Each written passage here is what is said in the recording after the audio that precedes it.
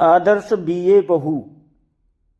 दोस्तों, कहानी को लाइक और सब्सक्राइब जरूर कर दें। आप सबकी बहुत मेहरबानी, आप सभी बहुत धन्यवाद। और फेसबुक वाले इसे फॉलो जरूर करें, धन्यवाद। आदर्श बीए बहू। बात ना पुरानी है, ना सुनी हुई कहानी है। कान से ज़्यादा आंखें जानती हैं।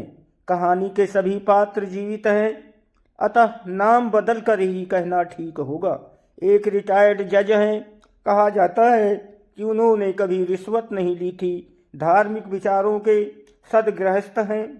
दावतों में, पार्टियों में, मित्रों के यहाँ खान पान में वे चाहे जितने स्वतंत्र रहे हों, पर घर के अंदर रसोई के रूढ़ियों के पालन में असावधानी न करते थे, ना होने देते थे। गृहिणी शिक्षित है। सभा समिति में, दावतों में पति के साथ खुलकर भाग लेती रही हैं, पर घर के अंदर चूल्हे की मर्यादा का वे पति से भी अधिक ध्यान रखती हैं। तुलसी को प्रत्येक दिन सवेरे स्नान करके जल चढ़ाना और संध्या समय उसे धूप दीप देना और उसके चबूतरे के पास बैठकर कुछ देर रामचरितमानस का पाठ करना, ये उनका नियमित काम है, जो माता पिता से विरासत की तरह मिला है और जो कभी छूट नहीं सकता। जज साहब के कोई पुत्र नहीं था। एक कन्या थी जिसका नाम लक्ष्मी है। माता पिता की एक ही संतान होने के कारण उसे उनका पूर्ण स्नेह प्राप्त था। लक्ष्मी को भगवान ने सुंदर रूप दिया है। लक्ष्मी को खर्च की कमी नहीं थी। यूनिवर्सिटी में पढ़ने वाली साथियों में वो सबसे अधिक कीमती और आकर्षक वेशभूषा में रहा करती थी। वो स्वभाव की कोमल थी, सुशील थी, घमंडी नहीं थी। घर में आती तो माँ के साथ मैना की तरह पीछे पीछे फिरा करती थी। माँ की इच्छा से वो तुलसी के चबूतरे के पास बैठकर तुलसी की पूजा में भी भाग लेती और मन से अधिक देर तक बैठकर रामचरितमानस का पाठ भी किया करती थी। भारतीय संस्कृति और यूनिवर्सिटी का रहन सहन का ये अद्भुत मिश्रण था। जज साहब की इच्छा थी कि लक्ष्मी बीए पास कर ले, तब उसका विवाह करें। वो कई वर्षों से सुयोग्य वर की खोज में दौड़ धूप कर रहे थे। बीए कन्या के लिए एमए लड़का तो होना ही चाहिए, पर कहीं एमए वर मिलता ही नहीं था। कोई कुरूप मिलता, कहीं भयंकर खर्चीली जिंदगी वाला पूरा साहब मिलता, कहीं दहेज इतना मांगा जाता कि रिश्वत न लेने वाला जज दे नहीं सकता। कन्या के पिता को जज, डिप्टी कमिश्नर, डिप्टी कलेक्टर आदि शब्द कितने महंगे पड़ते हैं, ये वही जान सकते हैं। लक्ष्मी ने बीए पास कर लिया और अच्छी श्रेणी में पास किया। अब वो पिता के पास पराई थाती की तरह ही हो गई। अब उसे किसी नए घर में बसा देना अनिवार्य हो गया। जज साहब वर खोजते खोजते थक चुके थे और निराश होकर पूजा पाठ में अधिक समय लगाने लगे थे।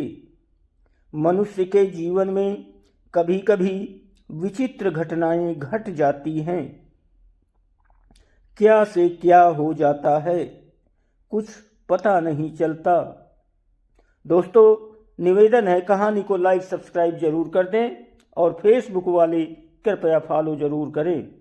एक दिन शहर की एक बड़ी सड़क पर जज साहब अपनी कार में बैठे थे। इंजन में कुछ खराबी आ गई थी, इससे वो चलती नहीं थी। ड्राइवर बार बार नीचे उतरता, इंजन के पुर्जे खोलता, कसता, तार मिलाता, पर कामयाब ना होता। उसने कई साधारण श्रेणी के राहगीरों को कहा कि वो कार को ढकेल दें, पर किसी ने नहीं सुना।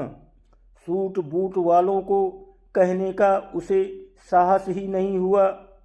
एक नवयुवक जो बगल से ही जा रहा था और जिसे बुलाने की ड्राइवर को हिम्मत भी नहीं होती, अपने आप कार की तरफ मुड़ गया और उसने ड्राइवर को कहा, मैं ढकेलता हूं, तुम स्टीयरिंग पकड़ो।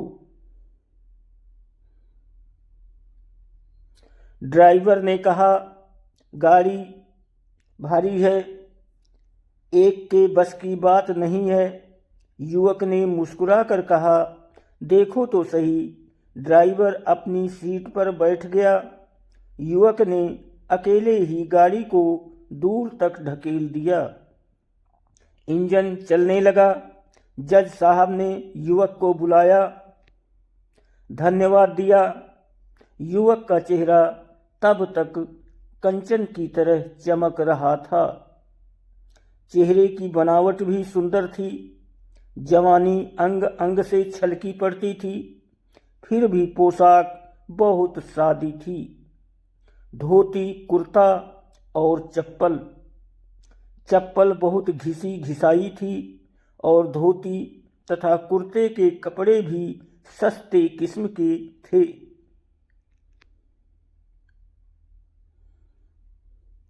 फिर भी आंखों की ज्योति और चेहरे पर गंभीर भावों की झलक देखकर जज साहब उससे कुछ बात किए बिना न रह सके। इंजन चल रहा था। ड्राइवर आज्ञा की प्रतीक्षा में था। जज साहब ने युवक से कहा, शायद तुम्हें आगे ही जाना है, आओ गाड़ी में बैठो, रास्ते में जहाँ चाहिएगा उतर जाना।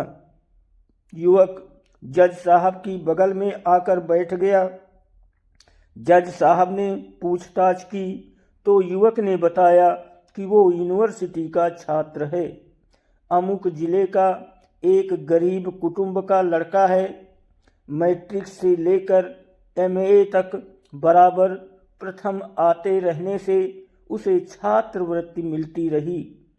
उसने और कुछ अंग्रेजी कहानियों के अनुवाद से पारिश्रमिक पाकर एमए प्रथम श्रेणी में पास कर लिया और अब उसे विदेश में जाकर शिक्षा ग्रहण करने के लिए सरकारी छात्रवृत्ति मिलेगी।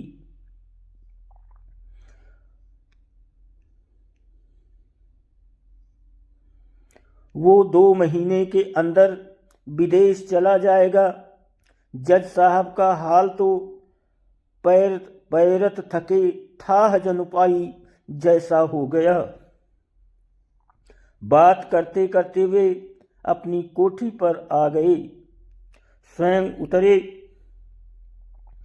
युवक को भी उतारा और कहा, आपने रास्ते में मेरी बड़ी सहायता की, अब कुछ जलपान करके तब जाने पाइएगा। युवक को बैठक में बैठाकर जज साहब अंदर गए और लक्ष्मी तथा उसकी माता को भी साथ लेकर आए और उनसे युवक का परिचय कराया। इसके बाद नौकर जलपान का सामान लेकर आया और युवक को जज साहब ने बड़े प्रेम पूर्वक जलपान कराया।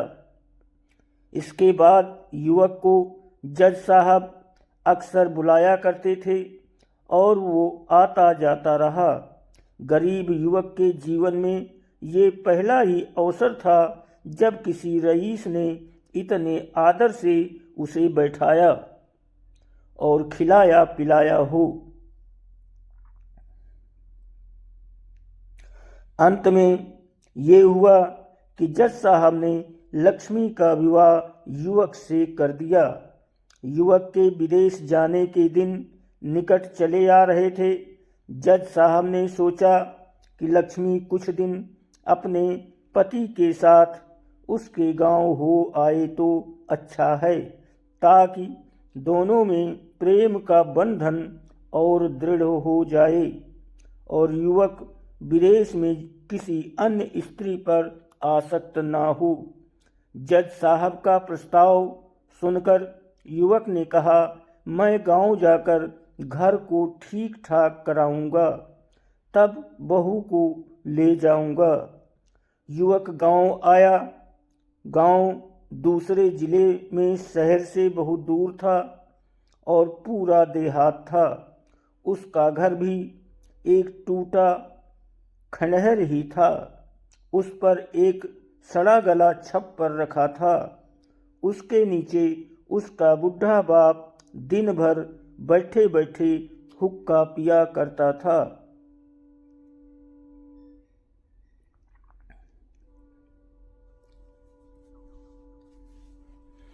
युवक के चाचा धनी थे और उनकी बखरी बहुत बड़ी और बेटों पोतों और बहू से भरी थी। युवक ने चाचा से प्रार्थना की कि उसे वो अपने ही घर का बताएं और 15 दिनों के लिए उसकी बहू को अपने घर में रहने दें। चाचा ने स्वीकार कर लिया। घर के बाहरी बरामदे में एक कोठरी थी।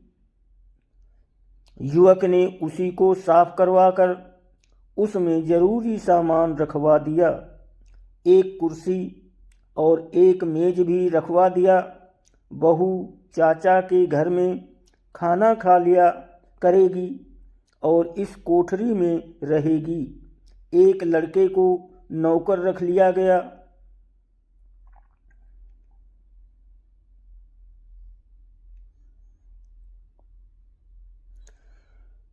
युवक वापस जाकर बहू को ले आया।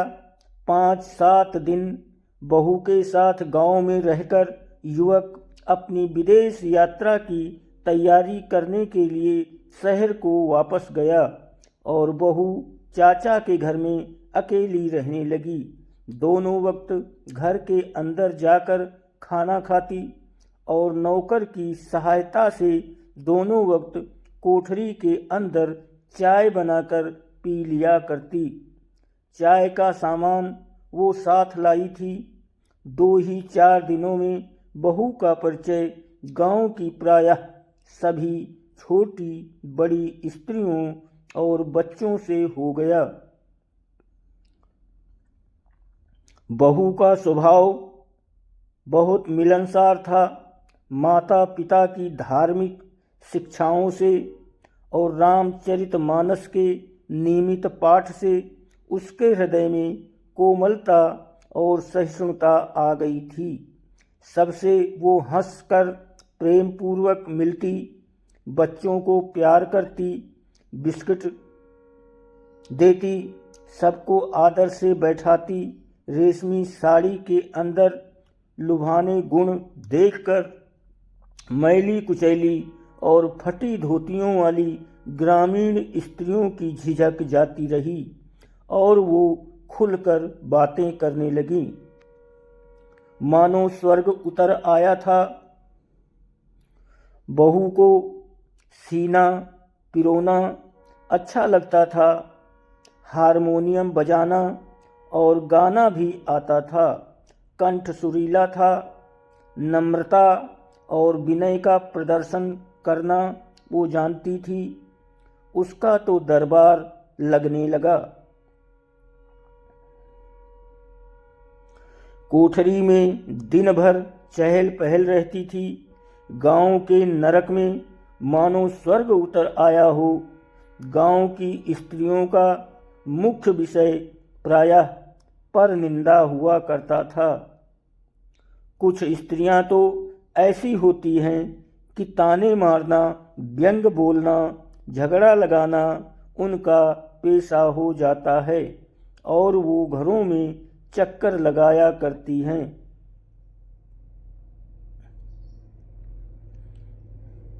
अक्सर चक्कर लगाती हैं। एक दिन ऐसी ही एक स्त्री लक्ष्मी के पास आई और उसने बिना संकोच के कहा, तुम्हारा बाप अंधा था क्या जो उसने बिना घर देखे विवाह कर लिया? लक्ष्मी ने चकित होकर पूछा, क्या ये मेरा घर नहीं है?